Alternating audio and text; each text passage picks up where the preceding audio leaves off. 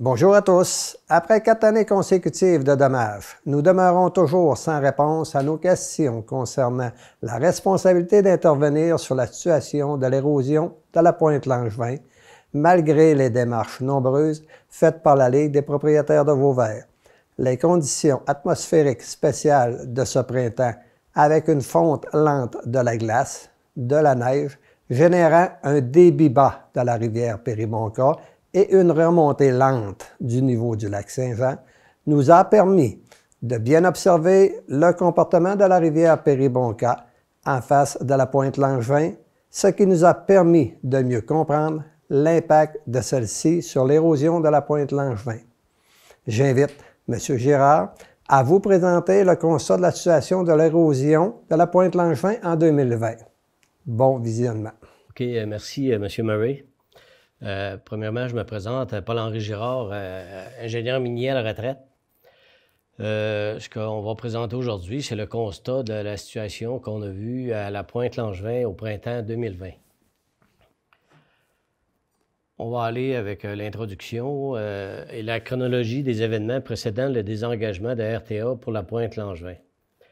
À l'hiver 2015, il y a eu le grand rechargement le long de la pointe. Le 28 mars 2016, érosion de la pointe, premier décrochement. Septembre 2016, enrochement de la pointe par RTA. 13 mars 2017, effondrement de l'enrochement, ce qu'on appelle le deuxième décrochement.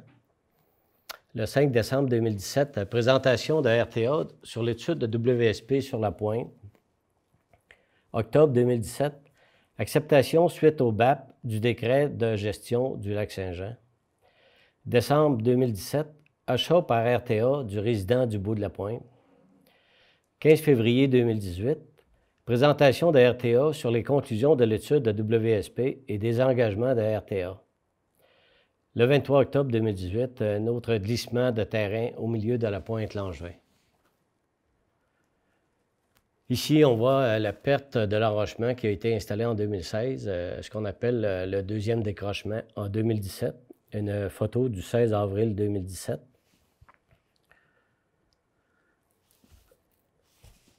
Il y a deux impacts naturels qui ont été modifiés par la construction des barrages sur le lac Saint-Jean et sur la rivière Péribonka par RTA. Ici, ces deux tableaux qui sont extraits de l'avis technique sur la problématique d'érosion de la pointe Langevin, secteur Vauvert, qui a été effectué par J.F. Sabourin et Associés, experts conseil en ressources hydriques et en environnement, commandité par les 15 propriétaires du bout de la pointe Langevin. Le premier changement qui a été effectué par RTA lors de la construction des barrages, c'est le niveau du lac Saint-Jean, qu'on voit ici qui a été augmenté de 2 mètres durant la période hivernale et qui a été augmenté de 3 mètres durant la période estivale. La deuxième action qui a été modifiée par la construction des barrages sur la rivière Péribonka, c'est le débit de la rivière Péribonka qui a été régularisé par la construction des barrages et la gestion de ces barrages en question. Dans le graphique, on peut voir les différentes courbes de rivières naturelles, comme la Mistassini, la Chamouchouane et la Petite Péribonka, où ce qu'on peut voir que durant l'hiver, les débits sont les plus bas. Et au printemps, lors de la crue des eaux, les débits augmentent et durant l'été, les débits se stabilisent. On peut voir que la rivière Péribonka, elle, coule à un débit continu presque constant, hiver comme été, avec un léger rehaussement au printemps lors de la crue. Aussi, qu'est-ce qu'on a réalisé lors de la lecture sur la loi de l'allocation des forces hydrauliques de la rivière Péribonka, qui a été fait avec la compagnie Alcan dans le temps. Qu'est-ce que ça dit? Le premier point, c'est que du 1er janvier au 31 décembre 1984, il y a une redevance de 0,1913 cents par 1000 kWh d'électricité produite par les centrales hydroélectriques de Chute-des-Ports, Chute-au-Diable et Chute-Savane. Cette redevance-là a été escalée depuis ce temps et elle va durer jusqu'en 2033. L'autre point important qu'on a retrouvé dans la loi, c'est que la responsabilité de la compagnie sera responsable de tout dommage causé aux biens qui font partie du domaine public ou aux tiers attribuables aux travaux et opérations visés par la présente loi. Donc, pour nous, c'était 2 points importants, surtout le dernier. Question fondamentale. Le BAP et les décrets pour la gestion du lac Saint-Jean. La superficie du territoire couvert par le décret. Depuis le début de l'ère des décrets, RTA est responsable de 45 km de plage. Jamais il n'y a eu de territoire de retranché du décret. Il y a eu addition, mais jamais un retrait.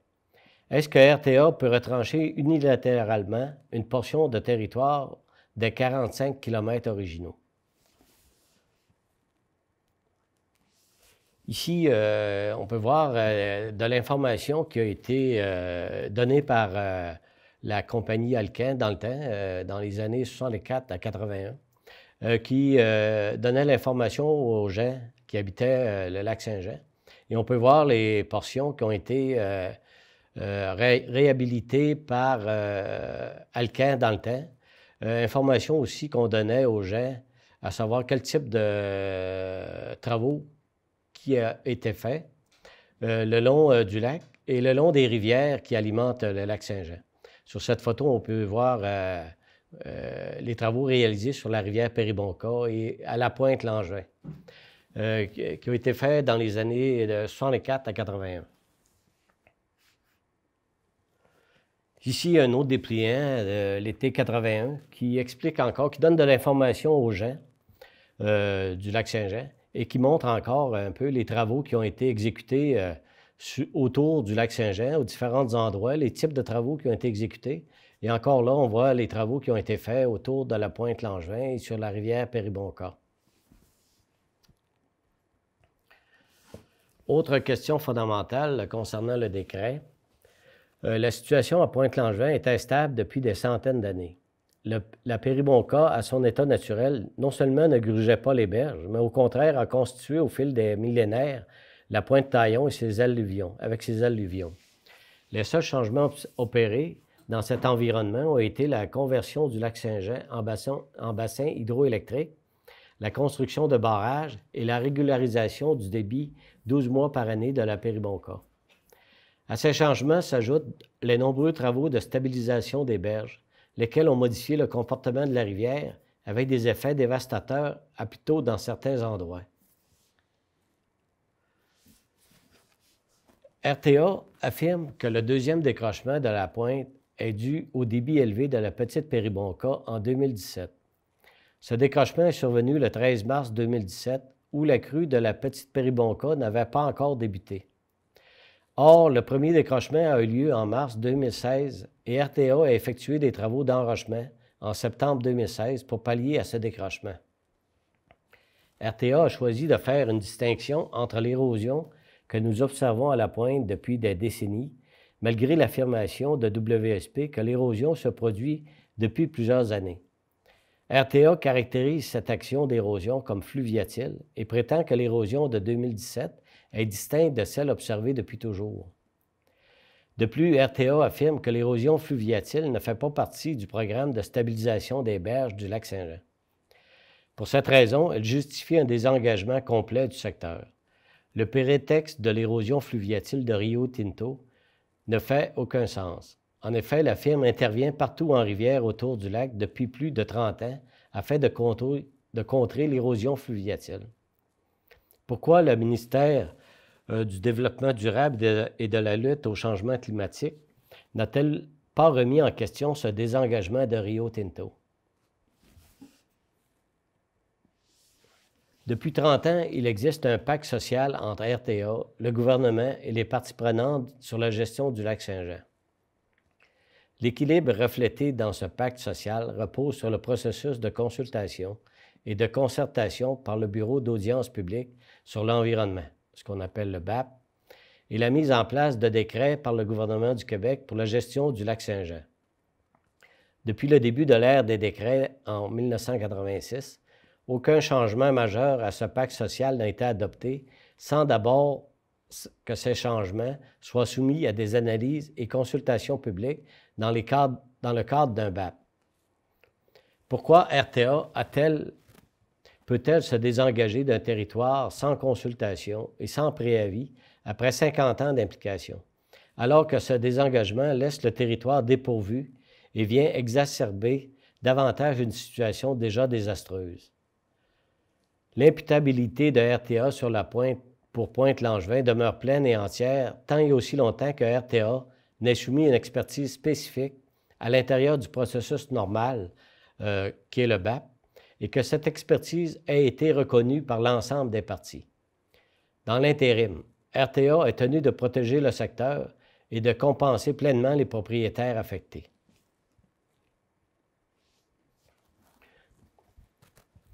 Comment RTA peut-elle prétendre que le phénomène d'érosion fluviatile à la Pointe-Langevin est nouveau? Il va de soi que toute rivière produit de l'érosion fluviatile. RTA était déjà consciente du problème à Pointe-Langevin depuis des décennies, comme l'indiquent les nombreuses études énumérées ci-dessous. Donc, une en 1985, qui est le rapport d'enquête et d'audience publique de 1985. Un autre par Roche, concernant les courants fluviaux, qui a été publié en mars 2014. Un autre de WSP, qui est une étude technique publiée en septembre 2015. Une autre étude de la Salle et NHC sur une étude et modélisation de l'érosion des berges avec un volet avec le secteur de Pointe-Langevin, publié en août 2016. Ainsi que RTA a fait diverses correspondances en 2016 et 2017 qui parlent de déplacement du lit de la rivière Péribonka et l'érosion de type fluviatile. Et pour finir, la fameuse étude de WSP sur la problématique d'érosion de Pointe-Langevin, publiée à l'automne 2017.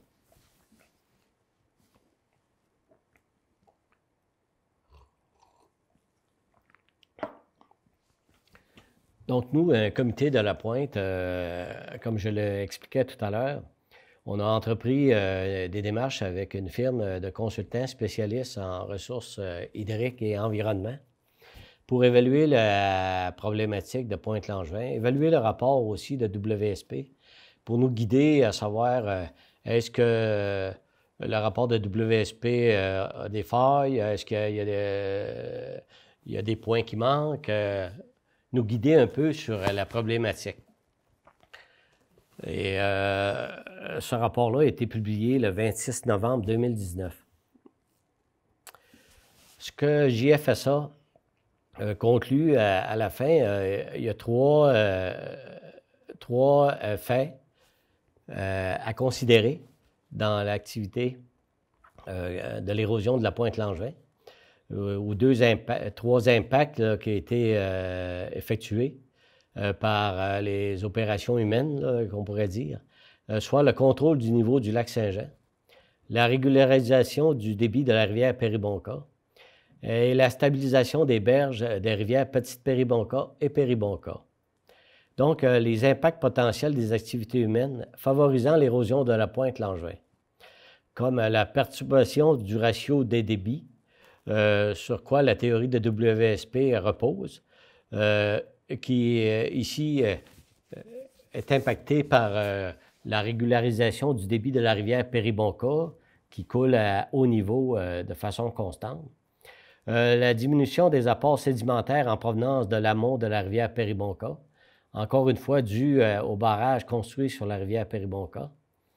La migration de la zone de vitesse maximale de la rivière Péribonka, qui ici est affectée par le contrôle du niveau du lac, par la régularisation du débit de la rivière Péribonka et par la stabilisation des berges qui est effectuée sur la rivière Péribonka. L'arrosement du niveau de l'eau à la confluence, aussi, qui permet une exposition prolongée des berges à l'érosion, due encore une fois au contrôle du niveau du lac Saint-Jean et au débit élevé de la rivière Péribonka. Donc, il y a plusieurs impacts, les impacts des facteurs humains sur la dynamique de la confluence, plus les facteurs naturels favorisant l'érosion de la pointe, donnent l'érosion de la pointe.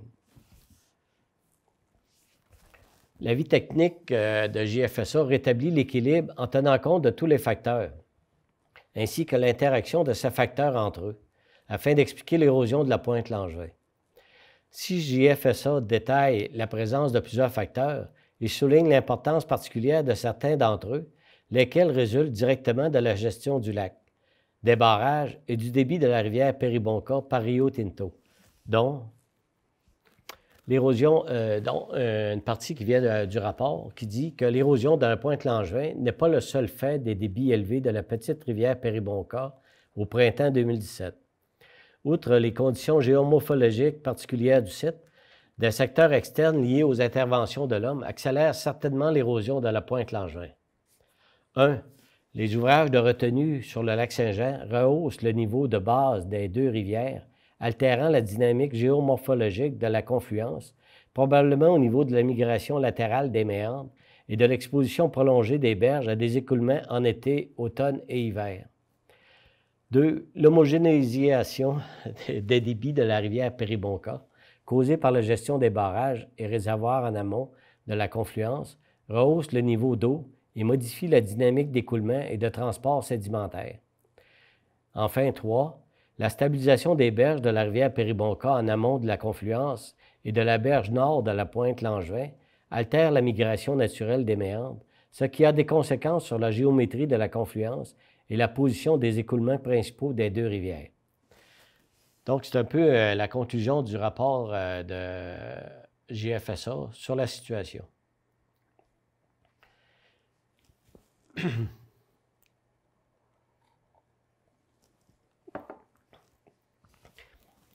Ici, maintenant, on va parler de la situation au printemps 2020. Une présentation en photo, avec des photos du 1er avril 2020 au 5 juin 2020. Au printemps 2020 fut très différent des printemps précédents où la crue de la Péribonka arrivait plus tôt en présence des glaces. Nous avons eu un printemps sans précipitation de pluie, plus froid que la normale, avec une fonte lente de la neige. Ces conditions ont permis de bien observer l'écoulement des rivières Petite Péribonka et Grande Péribonka en période de débit exceptionnellement bas, combiné avec une remontée lente du niveau du lac Saint-Jean. Nous présentons ici nos observations sur la période du 1er avril au 5 juin 2020 dans le secteur de la pointe Langevin. Ici, on a une photo prise des airs qui date du 20 avril 2020 avec le niveau du lac à 3,61 pieds, les débits de la petite rivière Péribonka à 26 mètres cubes seconde et le débit de la grande Péribonka à 573 mètres cubes seconde. Le premier constat qu'on fait, il y a une falaise verticale entre 8 à 12 pieds de haut en pente verticale, probablement créée par l'abaissement du niveau du lac durant l'hiver, indice d'érosion par la rivière Péribonka sous la glace. Photo du 15 avril. Deuxième constat, la fonte du couvert de glace, jumelée avec le niveau bas du lac Saint-Jean, permet l'apparition de plusieurs bancs de sable, qu'on peut voir ici par les étoiles bleues, à partir de Péribonka, en s'en allant vers la pointe au centre. Donc, ces bancs de sable-là apparaissent au printemps. Troisième constat, apparition d'un banc de sable important en face de la pointe Langevin qui émerge à l'est, soit à gauche de l'écran, mais demeure immergé à l'ouest vis-à-vis la pointe Langevin. Et on peut voir qu'il y a comme un étranglement qui se produit au printemps dans ce secteur. On remarque aussi les turbulences importantes produites par le débit élevé de la rivière Péribonka qui creuse la fosse à chaque printemps et qui érode la berge de la pointe Langevin qu'on peut voir au bas de l'écran. Photo du 20 avril 2020. Quatrième constat, ce banc de sable important en face de la pointe Langevin qui émerge à l'est semble canaliser environ 80% du volume d'eau de la Péribonka vers la pointe Langevin. Cinquième constat, la direction du courant de la rivière Péribonka au printemps est différente de celle en été. Ici, vue à partir du village de Péribonka. Et pour la situation, j'ai tracé une ligne rouge qui démontre la direction du courant à cette date du 29 avril 2020. Encore ici, une flèche bleue qui indique la direction du courant de la Péribonka au printemps, qui vient frapper directement la petite Péribonka. La grande Péribonka frappe de plein fouet la petite Péribonka, puis tourne à 90 degrés vers le lac Saint-Jean, en passant par le goulot d'étranglement formé par le banc de sable. Ce changement brusque de direction de la rivière Péribonka crée la turbulence et le débit important de celle-ci restreint la sortie de la petite Péribonka. Ici, encore une fois, la grande Péribonka frappe de plein fouet la petite Péribonka et change de direction à 90 degrés vers le lac Saint-Jean, ce qui crée la turbulence qui érode le sol de la pointe et approfondit la fosse. Environ 80 du débit de la grande Péribonka passe par ce goulot, soit 458 mètres cubes seconde, auquel s'ajoute 100 du débit de la petite Péribonka, soit 26 mètres cubes seconde, pour un total d'environ 484 mètres cubes seconde. Lors d'une crue normale au printemps, ce volume peut doubler et même tripler. Ici, on voit la turbulence, on voit le banc de sable immergé, et on a encore la pointe Langevin au bas de l'écran. Photo du 20 avril 2020. Le changement de direction de la rivière Péribonka et le passage par le goulot d'étranglement forment la turbulence, creusent la fosse et la maintiennent collée sur la pointe Langevin.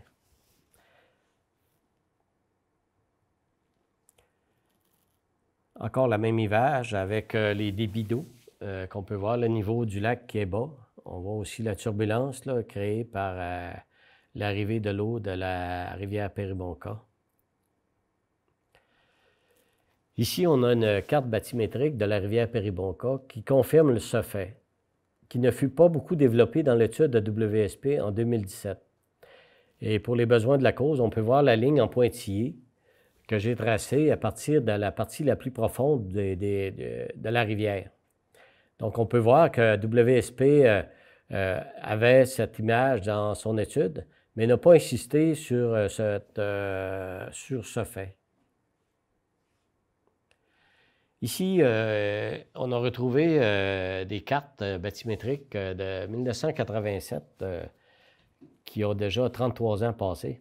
Les cartes faites par Pêche et Océan Canada. On peut voir sur cette carte la bathymétrie, la profondeur en mètres. Et comme la carte de WSP, j'ai tracé une ligne pour montrer la partie la plus creuse de la rivière à ce moment-là. Et comme on peut voir sur la ligne en pointillé rouge, que le canal passe beaucoup plus loin de la pointe qu'il l'est actuellement. On ne voit pas non plus la présence du banc de sable qu'on a actuellement. Ici, il semble que le banc de sable en face de la pointe fut formé par les variations des débits de la Péribonka et la variation du niveau du lac au cours des 33 dernières années, si on se base sur la carte bathymétrique de Pêche et Océan Canada.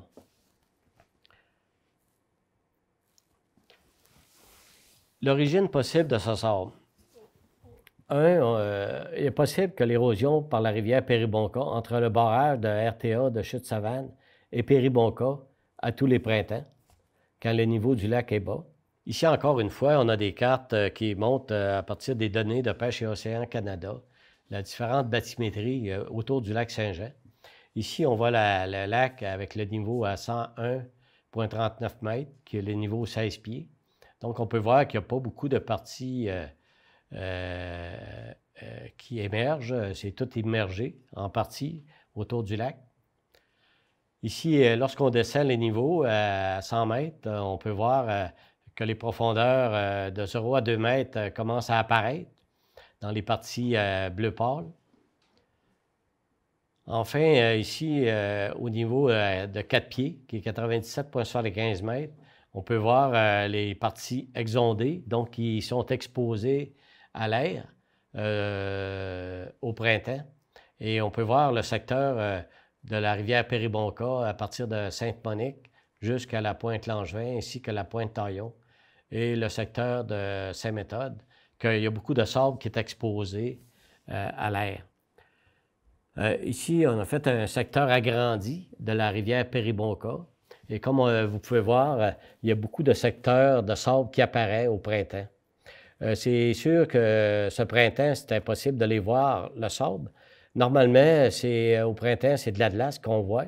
On a l'impression que c'est de l'eau, mais c'est la glace qui est appuyée sur le sable qui, lors de la crue, se fait immerger, puis là, on perd la notion des bancs de sable. Donc, une autre preuve là, que les bancs de sable apparaissent là, lorsque le niveau du lac est bas. Ici, une image qui montre encore les bancs de sable en regardant vers Sainte-Monique. On voit Péribonka à gauche avec les bancs de sable tout le long de la rivière là, au printemps. On parlait aussi du transport possible du sable par les vagues dans la section de l'île Boulienne, entre l'île Boulienne et la pointe Taillon, lors des vents du sud-est. Ici, on a une carte de 1916 qui montre la pointe Taillon. Et on peut voir qu'il n'y a pas d'eau dans le secteur entre l'île Boulienne et la pointe Taillon. On parle de prairies naturelles. Dans le temps, il y avait des cultivateurs qui habitaient là. On voit encore la fameuse carte qui montre encore les îles qui existaient dans le temps sur la rivière Péribonka et qui n'existent plus actuellement à cause du rehaussement du lac. On voit aussi la plaine naturelle, la prairie naturelle qui a été inondée entre la pointe Taillon et l'île Boulienne. Et aussi, ce qu'on peut voir lorsqu'on circule sur la rivière Péribonka en montant vers Sainte-Monique, il y a beaucoup d'érosion sur la partie nord de la pointe Taillon qui n'a pas eu de protection contre les courants créés par le débit variable de la rivière Péribonka ainsi que le niveau variable du lac Saint-Jean. Toute la partie nord de la rivière Péribonka, elle, a été enrochée. Par contre, la partie sud de la pointe Taillon, il n'y a aucune protection. Donc, l'érosion s'effectue là à toutes les années et emmène le sable dans la rivière.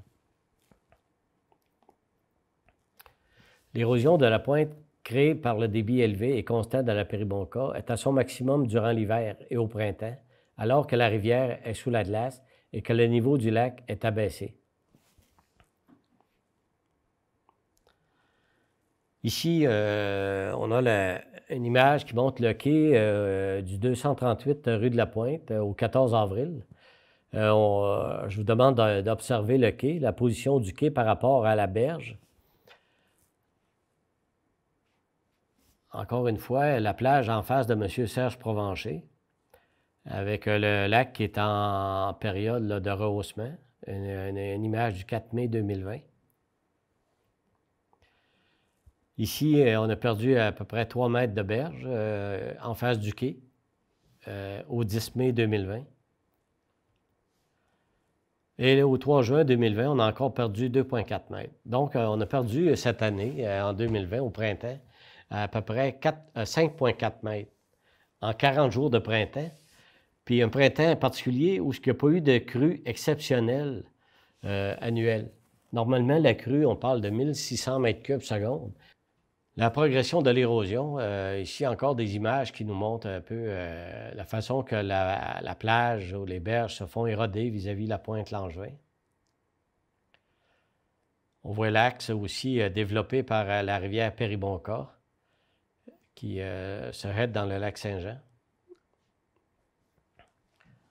Encore une autre image, lorsque le niveau du lac monte, on voit encore un peu une île de sable au milieu de la Péribonka, là, vis-à-vis le village de Péribonka, sauf que le niveau du lac est en montant. Et cette île disparaît à l'été quand le niveau est à son maximum pour le lac. Ici, la berge encore en face de Serge Provencher au 29 mai. Ici, pour ceux qui n'auraient jamais vu la pointe dans son état avant l'érosion, on a ici une plage en face de M. Steve Allard, la maison qui a été débâtie l'an passé. Une situation en 2016, on peut voir qu'il y avait beaucoup de plages dans ce secteur-là. La même image vue d'un autre angle avec la plage qu'on peut voir en face de M. Allard. Ici, on a les différentes images qui ont été créées par la Ligue des propriétaires de Vauvert, qui montrent un peu l'érosion à chaque année, à différentes dates, avec différents niveaux de rivières et de la grande Péribonka, de la petite Péribonka et l'élévation du lac. Donc, on peut voir en 2016, c'était relativement beau. On voit un peu l'enrochement qui avait été fait là, pour le premier décrochement. En 2017, on voit que l'enrochement s'est fait, a décroché en 2017. Et on peut voir le quai du propriétaire du bout de la pointe là, qui est en train de s'effondrer. Le 3 juin 2018, on peut voir le quai là, qui est inondé là, à l'été. Encore une fois, on voit l'érosion de la pointe, les arbres qui tombent dans le lac. Sur cette image, encore une fois, c'est la progression de l'érosion pour les années 2018, 2019 et 2020. Donc, ça démontre que l'érosion continue et va continuer comme ça pour les prochaines années. Ici, en situation au 17 septembre 2020, encore un décrochement qui a eu lieu, les arbres qui tombent à l'eau. Donc, au printemps, l'érosion est majeure le long de la pointe et à l'été, lorsque le niveau est haut, lorsqu'il vente beaucoup, les vagues viennent encore augmenter l'érosion de la pointe et la détruire. Ici, on a fait une photo pour essayer de voir la progression de l'érosion depuis 2016. Selon les images qu'on peut voir ici, on aurait perdu 30 mètres en 4 ans. Avant 2016, on avait une plage paisible. Maintenant, en 2020, on a un chenal dangereux en face de nos résidences. Ici, on a compilé un peu les débits en mètres cubes secondes pour les mois d'avril, mai, juin, qui sont les mois les plus critiques pour la pointe Langevin. Et on a mis aussi la courbe qui montre le niveau du lac. Donc, on peut voir dans la partie hachurée, là, en bleu, le niveau, les débits de la rivière Péribonka en 2020. Donc, on peut voir qu'en 2020, on a eu beaucoup moins d'eau que les années 2017, 2018, 2019. On peut voir aussi que les grandes arrivées d'eau arrivent lorsque le lac est à son plus bas. Donc, la force du courant de la Péribonka frappe directement la berge de la pointe Langevin et produit l'érosion qu'on connaît, produit la fosse qu'on connaît aussi. On peut voir qu'en 2018, le débit lors de la crue était au-delà de 1500 mètres cubes secondes, comparé à cette année où on était peut-être à 800 mètres cubes secondes. Donc, c'est dans cette période que la majorité de l'érosion s'effectue sur la pointe Langevin. Et les débits d'eau, on peut voir aussi, sont très variables d'une année à l'autre. Et ça a été particulier pour les années surtout 2017, 2018 et 2019, où il y a eu beaucoup plus d'eau que la normale. Quels sont les impacts de cette situation?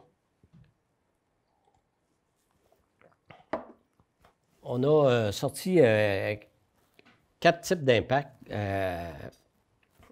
dus à l'érosion de la pointe.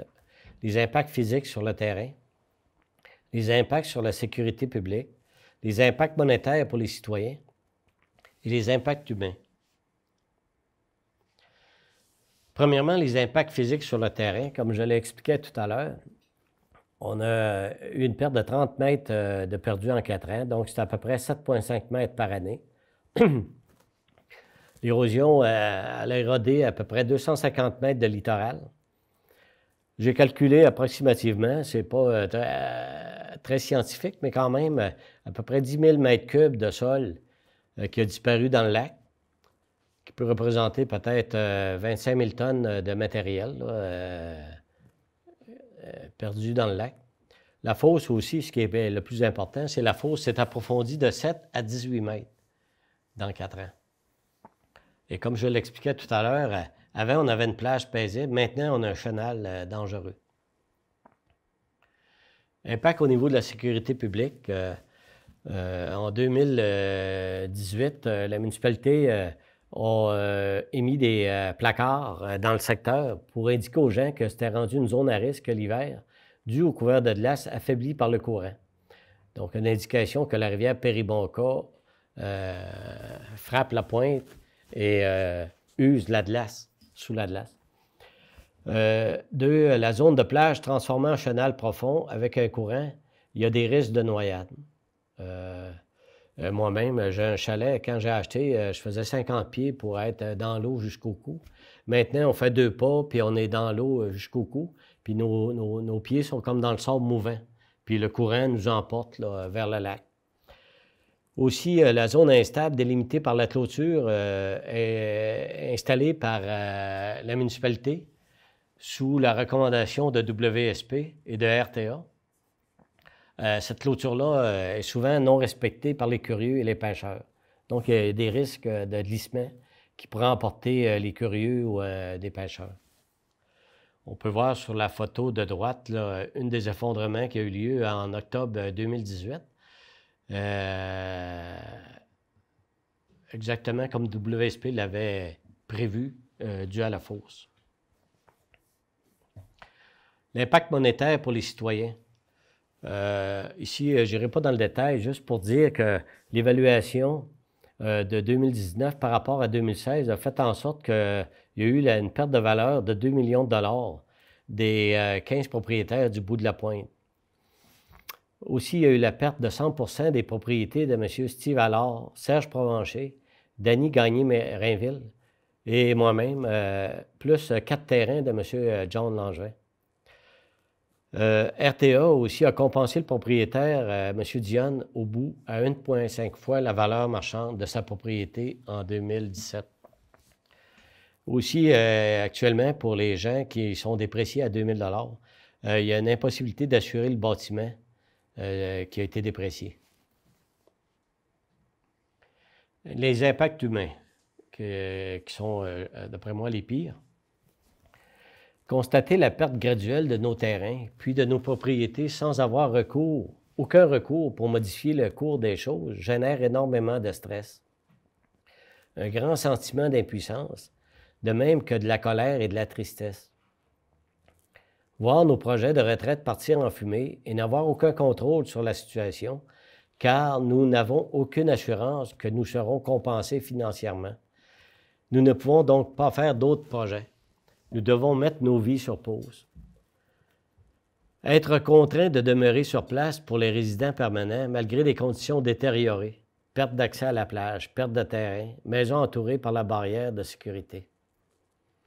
Ne pas pouvoir vendre nos propriétés alors que nous sommes vieillissants et prêts à se relocaliser en ville pour avoir accès aux services et ou pour se rapprocher de nos enfants et petits-enfants. Ce qui est le cas de mon voisin derrière moi, M. Peter Galland.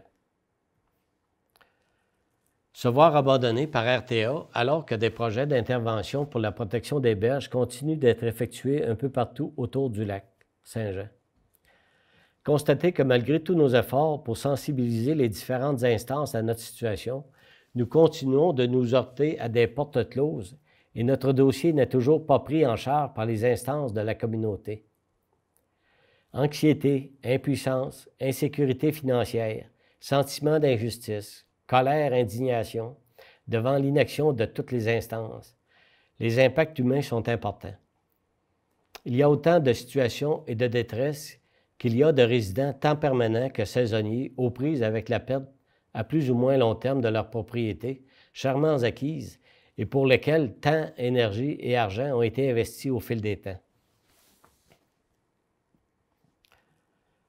Ici, un tableau qui montre un sommaire un peu des impacts humains que je n'irai pas au travers, sauf mentionner un peu les deux dernières. L'absence d'imputabilité de Rio Tinto. Une multinationale peut agir impunément et détruire nos vies sans conséquence. Quelles sont nos demandes? Nous voulons une solution globale à la problématique de Pointe-Langevin. Pour ce faire, plusieurs éléments sont requis.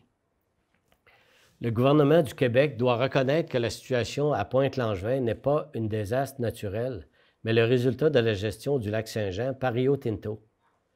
Jusqu'à ce que tout changement de responsabilité de RTA pour la Pointe-Langevin soit entériné dans le cadre d'un BAP, l'imputabilité de RTA demeure pleine et entière. Depuis 1986, aucune section des 45 km des berges, incluse au programme de stabilisation des berges, ne fut retranchée. Ce qu'on veut que le gouvernement du Québec détermine sans plus tarder à qui incombe la responsabilité de faire les études et les travaux de correction pour arrêter l'érosion occasionnée par les changements annuels du niveau du lac Saint-Jean et par le débit contrôlé élevé de la rivière Péribonka. Le gouvernement doit initier un processus et faire en sorte que les autorités responsables initient un processus pour identifier et planifier des solutions pour cesser les dommages à la Pointe-Langevin. Un programme de compensation pour les propriétaires de résidences permanentes et les propriétaires de résidences de villégiature doit être mis en place afin de compenser tous les propriétaires à leur juste valeur de leur propriété. Nous considérons que ce que nous vivons s'apparente davantage à une situation d'expropriation qu'à une situation de désastre naturel. Un précédent existe déjà, en l'occurrence l'approche adoptée par Rio Tinto pour compenser le premier sinistré de la Pointe-Langevin. Nous voulons que tous les propriétaires affectés soient traités de façon équitable. Conclusion. Si RTA peut changer quelque chose, elle doit soumettre les changements proposés à l'étude et à la revue d'un BAP. C'est la seule protection que nous accorde le gouvernement du Québec depuis 1986. Merci de votre attention.